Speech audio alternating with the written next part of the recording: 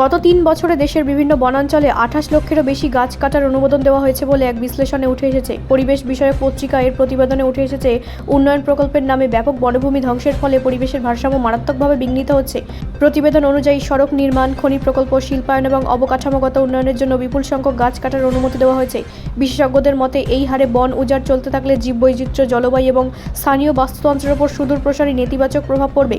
পরিবেশবিদদের সতর্কবার্তা: বনভূমি কমে যাওয়ার ফলে বন্যপ্রাণীর আবাসস্থল ধ্বংস হচ্ছে, যার ফলে মানুষ ও প্রাণীর সংঘাত বাড়ছে। একই সঙ্গে কার্বন শোষণের ক্ষমতাও কমে যাওয়ায় জলবায়ু পরিবর্তনের ঝুঁকিও বৃদ্ধি পাচ্ছে। এই পরিস্থিতির প্রতিবাদে দেশের বিভিন্ন প্রান্তের সাধারণ মানুষ, পরিবেশকর্মী এবং বিভিন্ন সংগঠন রাস্তায় নেমেছেন।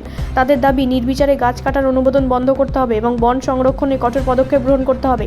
সামাজিক মাধ্যমেও এই ইস্যুতে ব্যাপক ক্ষোভ প্রকাশ পেয়েছে। পরিবেশ আন্দোলনকারীদের মতে, উন্নয়ন অবশ্যই প্রয়োজন, কিন্তু তা যেন পরিবেশের ক্ষতি করে না হয় সেই বিষয়টি নিশ্চিত করা জরুরি। বিকল্প পরিকল্পনা গ্রহণ এবং টেকসই উন্নয়নের পথে এগোনোর ওপর জোর দিচ্ছেন তারা।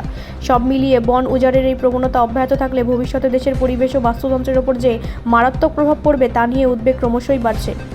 ব্যুরো রিপোর্ট, রাষ্ট্রীয় প্রসার বাংলা।